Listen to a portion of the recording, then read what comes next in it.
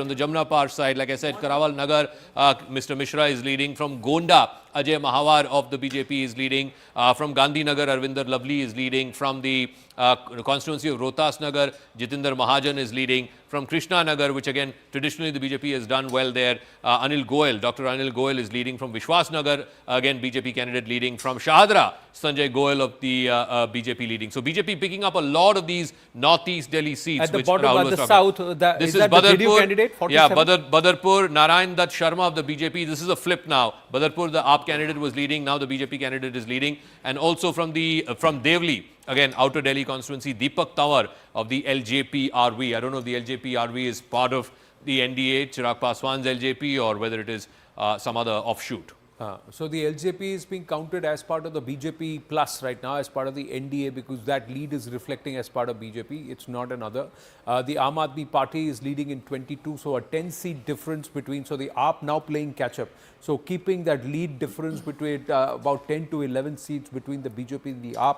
Will that scenario change over the course of the next 40-45 minutes, or will these leads hold? Because we're reporting 55 out of 70 seats, another 15 seats to be reported, and then we will see the scenario. Griha joining us from the live result hub. Yes, Griha. Yes, Anand, let's get you a tally of the VIP candidates in the national capital. And so far, we are, in fact, Gopal Rai there is leading from Babarpur. We also have Ajesh Yadav from Badli, who's right now trailing of the Aam Aadmi Party. In fact, Ajay Maharwar from Gonda, BJP is leading. There's also Vijender Gupta from BJP, Rohini, he is leading currently. Arvind Kejriwal is trailing.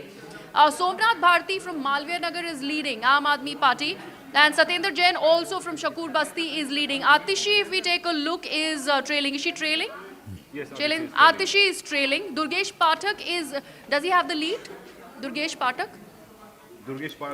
Okay, he's also trailing from Rajendra Nagar. So this is what the status is of how many rounds of counting so far? So right now it is still paper ballots, and EVMs are going to open very, very shortly. Only 2 EVMs so far. 2 EVMs, and that is from Shahadra and Vishwas Nagar. That's the only EVM leads that we have got, and both of them are in fact giving that lead to the Bharatiya Janata Party. Right now it's still paper ballots. So surprising that by about we are closing towards 9 a.m. and then it's still the paper ballots and postal ballots. So clearly the whole process of counting has started slower. But now it should pick up speed. There's a reason why we are saying wait till about 9:30, 9:45, because once the EVMs open, the rounds of counting will be faster and we should have more leads coming through. So in the Purvanchal belt, the Purvanchal voters, it's a tight fight between BJP and AAP. BJP leading in 10, Aam Aadmi Party leading in 9. I think the Purvanchali voters will also hold a key in at least 20 of these constituencies that are reporting so far. And like I said, it's an absolute neck and neck there, 10 to the BJP and 9 to the Aam Aadmi Party. We have more seats reporting from South Delhi. You have Tughlakabad, where the AAP candidate is leading. You have Okhla, where Amanatullah Khan is leading. But in Badarpur, Narayan Dutt Sharma of the BJP is leading. In Sangam Vihar, again, Chandan Kumar Chaudhary of the BJP is leading. We talked about the LJP candidate. From Malviya Nagar, Somnath Bharti leading. From RK Puram, Anil Sharma of the BJP is leading. So the BJP picking up seats in a lot of areas where it had never opened its account. A lot of regions of Delhi where it had never opened its account. Let's go back to Northeast Delhi. Again, a flip there. Gokulpur, now the AAP candidate is leading in Gokulpur. Also in the neighboring constituency of Simapuri, again a flip there. The AAP candidate is leading. In Babarpur, Gopal Rai seems to be sitting pretty. But BJP also has a lot of pickups in Northeast Delhi. Rohtas Nagar, BJP leading. Shahadra, BJP leading. Vishwas Nagar, BJP leading. Krishna Nagar, BJP leading, and of course Kapil Mishra's seat, Karawal Nagar, BJP leading. Satyendra Jain?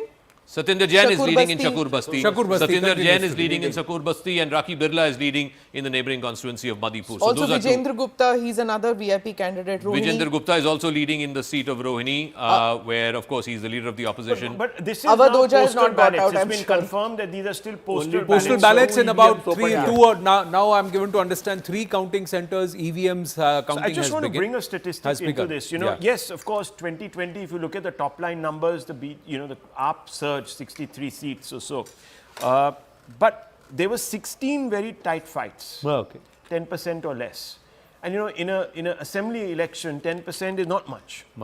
So remember that it wasn't the one-way sort of cakewalk that it was sort of thought to be. So 16 seats is a hell of a lot.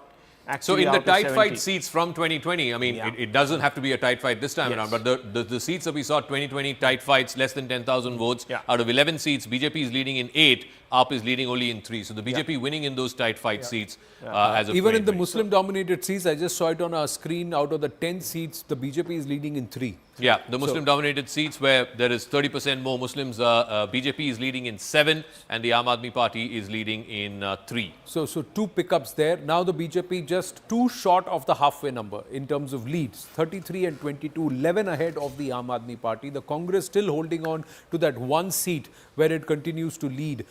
So EVM round of counting has begun in some of the counting centers. Now each of these counting centers are representing at least 4 to 5 assembly constituencies. So that's why the leads will start coming through for multiple assembly constituencies from the same counting center, and it should happen faster. The estimate or the understanding is it's 9 a.m. By about 9:45, there will be a serious consolidation of these numbers, and we will be closer to determining who has the advantage or who is ahead in terms of getting to that seat of the Delhi Secretariat of Delhi Vidhan Sabha. Right now, halfway mark, just 2 short of the halfway mark is again, the BJP. high women voter turnout seats. You were talking about it. 18 to the BJP, 13 to the Aam Aadmi Party. Again, real neck and neck there. Yeah. Postal ballot, sentiment shift, I don't know. But look, just very quickly, if it's going to be a 48, 42%, vote share kind of game, I think we're going to have to wait till about 11 o'clock because round after round, those numbers, you see, the BJP is playing catch up. Right. So its vote share has to increase proportionally if it has to win and go beyond what it's ever done. And that's going to lead to some tight contestations, I feel. Yeah, it's possible because the AAP has now reduced the lead margin to 8, 24 and 32. Again, AAP the high voter turnout seats where it was higher than the state average of 60 point something. 16 seats are reporting, again, neck and neck. AAP at 8 and BJP at 7. I mean, it could well be an election like we saw in Karnataka, for example, at the assembly level, where many seats went to the Congress, but the margins were, not as expansive as other binary states where there are just 2 parties. So it's after 3 hours or so. Because no exit poll gave the AAP less than 42% of the vote, which means that there is going to be a fight, whichever way we look at it. Yeah, but that also looks like all pollsters have said there will be a 12% slide in vote share. True. For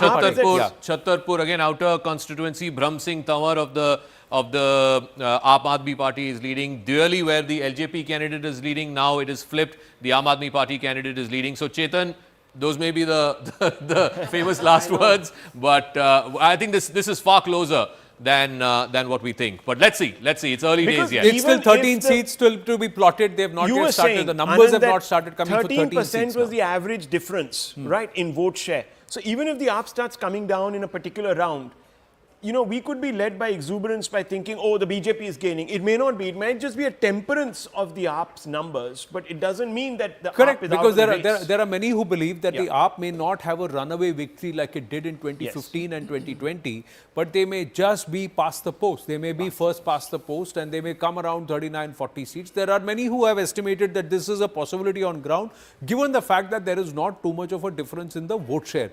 So, like Pradeep Gupta of Axis by India said, that unless there is a 5 to 6% difference in the overall vote share, 42 and 48% situation, unless that happens, runaway victories is a little difficult to see. Nalin Mehta is making some calculations there. What's your insight? What are you looking at? Is this reflecting the Lok Sabha performance of the BJP knocked on to the assembly constituencies? When I'm looking at the Lok Sabha leads, this is actually better than that. Because what we are seeing is that the BJP, when you're projecting the exact constituencies, BJP had about 54% of the vote in the Lok Sabha election, AAP had about 19%. But when in this leads that we have right now, when you project those onto the Lok Sabha leads, the BJP is 18 plus, is leading in 20.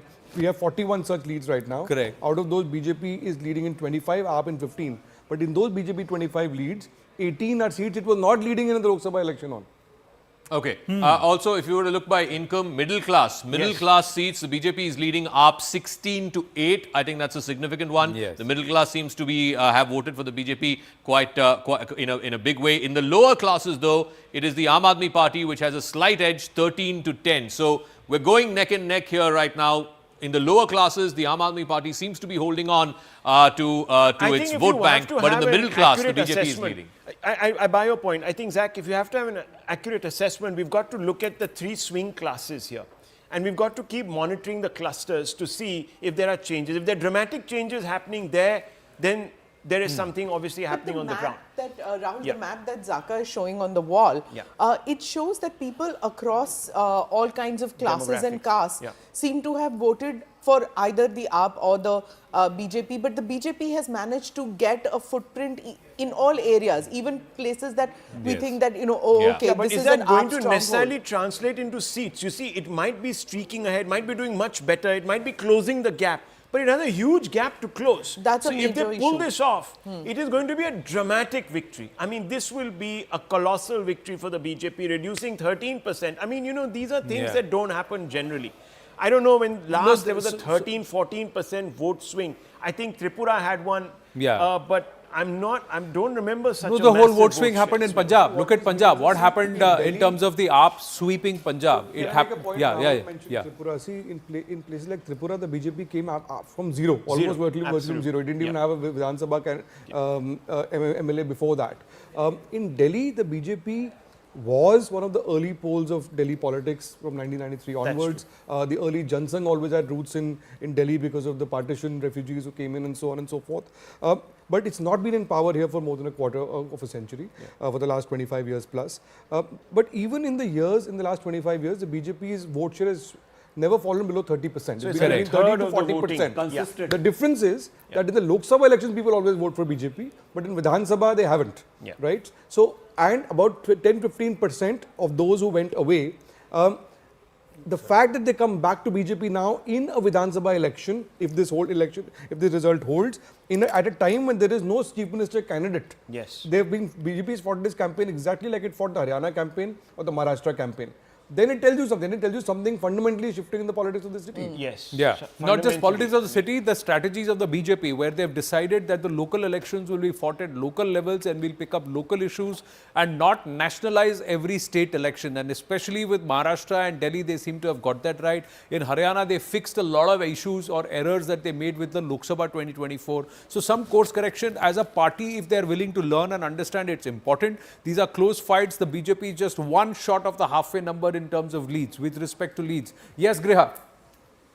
We have another update, Anand. We were just talking about whether postal ballots are still on. We are now getting to understand that 6 constituencies, EVMs have opened up. It is the second round of counting that is happening at Vishwas Nagar, where BJP has a lead of about 4,000 odd votes. And as far as the other constituencies, it's Deoli, where there is Prem Chauhan of the Aam Aadmi Party. This is the EVM tally that we're talking about. Badli, Devinder Yadav of the Congress is leading.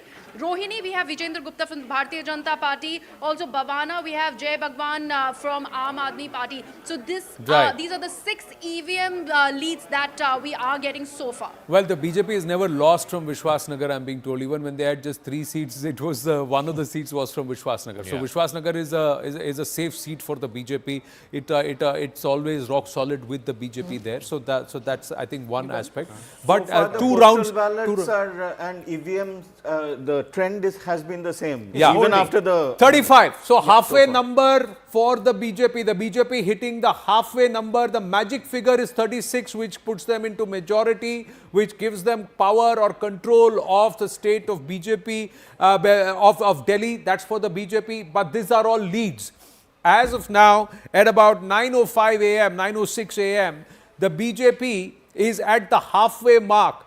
This is perhaps the first time in a long time that the BJP, even in leads, is close to the halfway mark or is on the halfway mark. So 35 to the BJP, 23 to the Aam Aadmi Party, 1 for the Congress Party, out of 59 leads that have come in so far out of 70. 60 leads and 36 as we speak. 60 leads and 36 to the BJP. The magic figure, the first time today with leads coming in at about 9:05 a.m., we have the BJP touching that magic figure of 36 right there. So ahead of the Aam Aadmi Party, and now it slips back. So these things will keep changing in terms of leads. 10 more seats that have not yet reported any leads so far out of 70. Right when she said, Smita Prakash was right when she said that it's never been this good for the BJP this early. It's never been. It's never been. And for it to slide from here to 3 or 4 will be a magical turnaround, as Chetan Bhagat said. So if these trends are now 35, back again, 35, 24, 34, 25, there are some seats where it's oscillating between the AAP and the BJP. But could the AAP then fall short of 30 seats? So for example, in Malviya Nagar now, in Malviya Nagar, seats, Satish Upadhyay is leading. Somnath Bharti is sitting AAP MLA. But now in Malviya Nagar, that is kind of shocking. It's Satish Upadhyay who's leading. Somnath Bharti is pretty popular and he's a long-term MLA from that area. Satish Upadhyay is newcomer. A newcomer in the sense people know who he is, but he hasn't fought an election from there before. So surprising that Somnath Bharti is trailing there. There is a sentiment. There are two aspects. One is what the BJP has done electorally, as that was being discussed. The other is there a huge dissonance amongst a good group of voters against the Aam Aadmi Party and especially Arvind Kejriwal? Are they feeling let down? That's why I keep saying the anti-AAP rather than pro-BJP, because the AAP fed on an anti-Rivaiti parties, anti-SAD, anti-Congress sentiment in Punjab when they came to power, and then they steamrolled the opposition. They came again, they ran over an anti-Congress sentiment when they came to power. Because the BJP continued to hold on for its vote share. This is an academic thing that the BJP has actually consolidated its vote share by 2% in every Vidhan Sabha election. Be a party of governance? That's what you're basically implying. Well, I mean, look at this. Yes, you can't take away from the fact that they've been in power now. No, is this a rejection of the Kejri model of governance? That's the big question. That could be something, but the entire senior leadership of AAP is but there is a caveat here. And the caveat is not that I'm trying to play devil's advocate and maybe BJP supporters will sort of say that, look, why is he being so pessimistic? My only caveat is it's a two-horse race. Pretty clearly, it's a two-horse race. That means the benchmark for vote share is going to be higher. Now, Nalin made a very important point where he says that 33 to about 38% is where the BJP seems to have got stuck in Delhi, which means that it needs to add certain more, coalitions, social coalitions. Can it build those coalitions? And therefore, I think we should go back to the clusters. I think, Zach, if we can go back to some of the clusters, that might tell us a more accurate story. If the BJP is being able to go beyond that 37, 38%, add more denominations. But that's what I'm saying, Rahul. In every Vidhan Sabha election, the BJP has added 2% to its vote share. 2%. The Aam Aadmi Party benefited with an entire complete swing of the Congress vote towards the AAP, or a non-BJP vote towards the AAP, plus new voters who came on and said, who have not participated in electoral democracy or electoral politics so far.